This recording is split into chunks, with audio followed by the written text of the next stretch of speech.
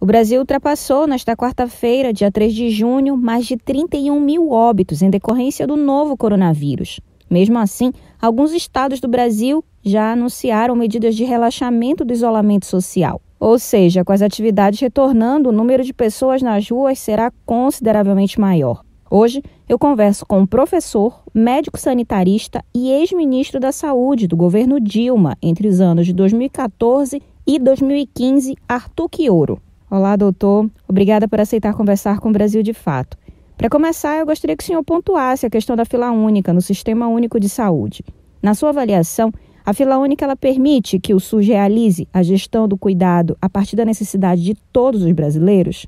Olha, eu não tenho dúvida nenhuma de que os países que adotaram a gestão de fila única para suprir as necessidades de leitos de UTI, particularmente quando vivem situações de saturação, ou seja, quando a oferta existente em cada cidade, em cada região, é incapaz de absorver a quantidade de gente que precisa de acesso a um leito de UTI para sobreviver, acesso a cuidados críticos, assistência respiratória, muitas vezes a intubação para continuar vivendo, ou para ter chance de viver, pelo menos. Os países que adotaram essa medida tiveram resultados muito mais objetivos. Nós não podemos deixar que a vida da gente seja marcada, a chance de sobreviver, por lógicas de mercado, por quem tem ou não tem plano de saúde, por quem tem ou não tem recursos. Eu digo isso com base, inclusive, na experiência brasileira do Sistema Único de Saúde, que é o Sistema Nacional de Transplantes. A adoção de uma fila única para transplante com critérios transparentes, de acordo com a necessidade,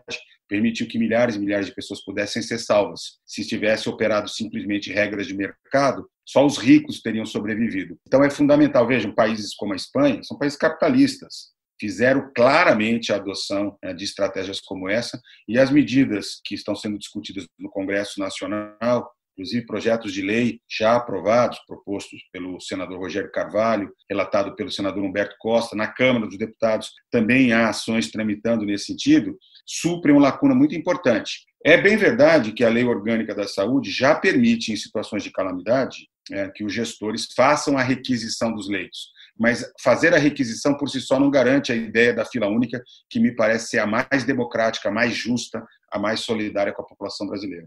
Doutor, eu queria que o senhor analisasse a importância que está sendo dada ao SUS hoje. A gente sabe que foi cogitado, inclusive, a privatização do Sistema Único de Saúde. E hoje a gente tem toda essa situação do coronavírus. De que forma o senhor analisa a importância do SUS para o Brasil? Olha, o SUS há 32 anos já vem fazendo a diferença na vida de milhões e milhões de brasileiros, ainda que muitas vezes seja, inclusive, imperceptível para os setores da classe média, para as pessoas mais abastadas, que acham que não utilizam o SUS, mas isso não é verdade. É o SUS que está por trás, por exemplo, do controle das doenças transmissíveis, boa parte delas. É o SUS que está à frente, por exemplo, do programa de AIDS, do controle da tuberculose, da gente ter instituído um dos maiores programas de vacinação do mundo, da garantia da segurança sanitária, vigilância epidemiológica, o SAMU, que atende todo mundo, a política de sangue, a segurança de ter sangue hemoderivados. Ninguém, a hora que precisa de sangue, fala, eu quero comprar um sangue. Não, o sangue é público, com qualidade, com segurança, não pode ser comercializado. Então, o SUS já está presente, mas o SUS tem sido muito mais importante para 170 milhões de brasileiros que dependem exclusivamente dele. E é essa hora que ele faz a diferença, porque não é por critério de mercado, não é por critério de quem tem emprego, carteira assinada ou não, não é por quem pode pagar ou não, é por quem precisa. Aliás, essa é a base de um sistema universal. E eu espero que, com a pandemia de Covid, a sociedade brasileira consiga compreender cada vez mais a importância de ter um sistema público que, às vezes, mesmo que silenciosamente, consiga fazer o monitoramento das doenças, que consiga estruturar a resposta para desastres, para calamidades, para situações emergenciais e que consiga oferecer a cada brasileiro e brasileira, independente de classe social, um acesso a cuidados de saúde, da atenção básica das vacinas, da promoção da saúde, até os procedimentos de alto custo. Isso diferencia um país civilizado de um país que joga a saúde na lógica de mercado. Os resultados em termos de tempo de vida demográficos ou de controle de mortalidade infantil, de mortalidade materna, de controle de óbitos por causas evitáveis, são extremamente mais importantes, melhores em países que adotam sistemas universais, como é o caso do SUS, do que aqueles países que não têm sistemas universais. Portanto, talvez a pandemia, se a gente pode dizer que ela traz alguma coisa de positivo, porque no fundo, acho que ninguém gostaria de estar vivendo isso, mas é permitir para a gente refletir um pouco mais sobre a importância do SUS, dos trabalhadores do SUS, a valorização que eles merecem ali no front, se expondo as suas famílias, mas mostrando que tem compromisso com a saúde da população brasileira. A grande preocupação é que, passada a pandemia, a sociedade brasileira esqueça e continue submetendo o nosso sistema de saúde, assim como o sistema de educação, o sistema de ciência e tecnologia e outras políticas públicas tão importantes, à lógica que vem imperando nos últimos anos. Se, historicamente, o sistema de saúde nunca teve um financiamento adequado, desde a deposição do golpe que depois a presidenta Dilma, nós vivemos, com a aprovação da Emenda Constitucional 95, um verdadeiro desfinanciamento do SUS. Nos últimos 3 anos, o SUS perdeu 22 bilhões e meio, quer dizer, perdeu. Ou seja, aquilo que já era pouco financiado passou a viver uma situação crítica. E mesmo agora, né, que o governo federal teve que, até por pressão do Congresso, da própria sociedade, colocar recursos novos para o combate à pandemia de Covid, foram 29 bilhões e meio que o governo Bolsonaro disponibilizou, mas até agora só 8 bilhões e meio chegaram efetivamente na ponta para comprar máscaras, para comprar testes, para comprar respiradores, para aumentar o número de leitos, enfim, para dar as condições dos profissionais de saúde cuidarem da vida das pessoas. Por isso que me preocupa muito. Eu vejo, por exemplo, o Sistema Nacional de Saúde inglês, que nos últimos 2 anos foi seriamente ameaçado pelo seu primeiro-ministro. O primeiro-ministro teve Covid, foi atendido num hospital público e saiu de lá reconhecendo a importância. Como a nossa elite continua ainda utilizando os atalhos financiados com dinheiro público, inclusive, para os hospitais privados de luxo, e depois, inclusive, abatem no seu imposto de renda, tirando do mais pobres os recursos, eu tenho dúvida se essa elite brasileira vai, de fato, despertar pela importância. Mas essa é uma tarefa nossa, dos brasileiros e brasileiras que acreditam na democracia e que acreditam que o Brasil pode ser um país de todos e de todas, e não apenas dos privilegiados, socioeconomicamente falando. Doutor, a gente tem uma situação específica com relação à questão do Ministério da Saúde. Durante nessa pandemia do coronavírus, nós tivemos uma mudança de 2 ministros da Saúde e nós temos agora um ministro interino. Nós não temos, de fato, um ministro no Ministério da Saúde. Quais são os impactos que isso traz para o povo brasileiro de nós não termos uma pessoa técnica à frente da pasta? Olha, é um desastre, mas expressa a visão que o governo Bolsonaro tem da prioridade que ele dá para a saúde. Na verdade, o governo Bolsonaro sabota o enfrentamento da Covid-19 desde o começo, não reconhecendo, primeiro uma gripezinha, resfriadinho, depois boicota o isolamento, depois impõe um medicamento que não tem eficácia e segurança, depois troca de ministro e não cumpre, o que é mais importante, não cumpre o seu papel. Mesmo na época que estava o ministro Mandetta, já não vinha cumprindo, ainda que ele defendesse o distanciamento social, mas não fez aquisição de equipamentos de proteção individual, não providenciou o número de testes necessários, não conseguiu ajudar os estados e municípios a ampliarem a oferta de leitos de UTI. Até agora, olha só um exemplo muito concreto, não fez uma campanha de comunicação de massa. E o Ministério da Saúde tem um orçamento para fazer isso, usar para comunicar, para informar as pessoas de maneira adequada. E isso se agrava se a gente entender que o Sistema Nacional de Saúde brasileiro não se chama SUS por acaso. O tal do único, né, da letrinha U, é porque é o Ministério da Saúde que coordena um sistema nacional que é composto por 27 estados e por 5.570 municípios, e que precisa de uma articulação nacional, que precisa de uma ação integrada. E é exatamente o que a gente hoje não tem. A gente tem cada município tomando a decisão que quer, cada estado tomando a decisão que quer, às vezes acertam, às vezes se submetem, por exemplo, às pressões do empresariado ou às perspectivas das eleições municipais que estão aí na proximidade, né?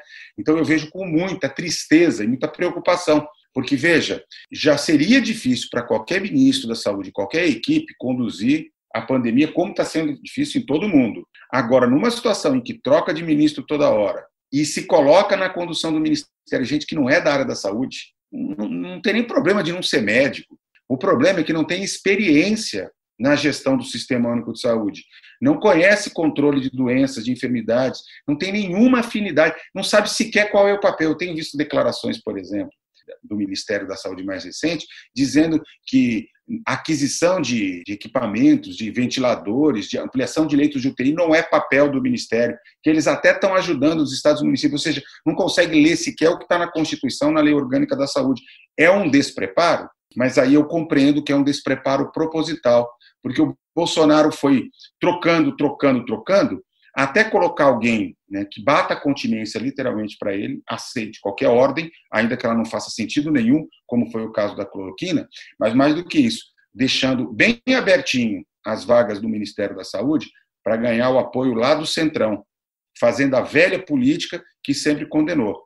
Haja vista a nomeação dos dois últimos nomes, os dois últimos secretários, que são legítimos representantes da base mais conservadora, do que tem de mais retrógrado, tem um discurso para consumo do seu eleitorado, mas na prática a gente vê o uso da máquina no momento mais crítico, o momento em que toda a ação governamental deveria colocar-se política em segundo plano, né, e pensar no bem público, pensar na segurança da população brasileira. O senhor pontuou agora a questão do Brasil e também o desafio que é para todos os ministros da saúde em todo o mundo, como o coronavírus é um grande desafio. De que forma a gente pode comparar o que está sendo desenvolvido no Brasil com outros países da América Latina ou até do mundo? De que forma o senhor consegue avaliar a situação do nosso país?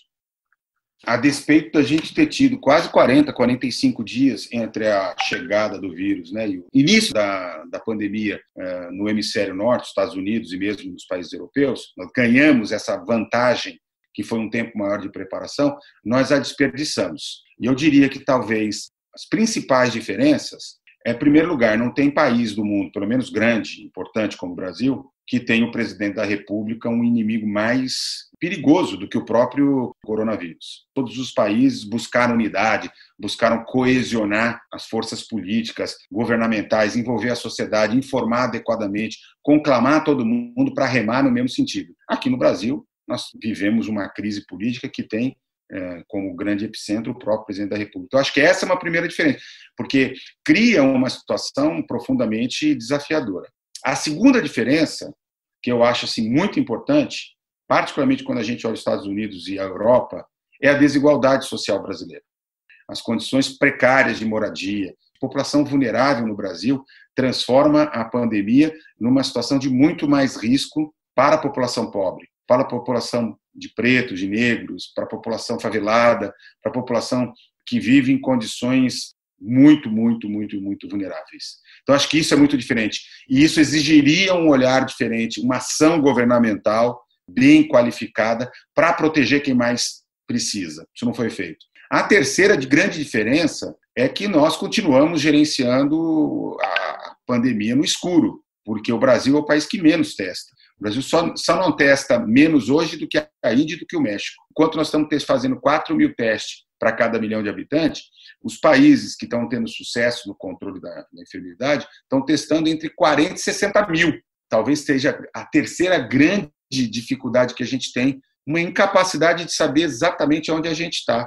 O que faz, por exemplo, que muitos governantes hoje não só estejam defendendo, mas já estejam começando a fazer a flexibilização do isolamento no escuro, com uma incógnita danada, porque eles não têm nenhuma noção.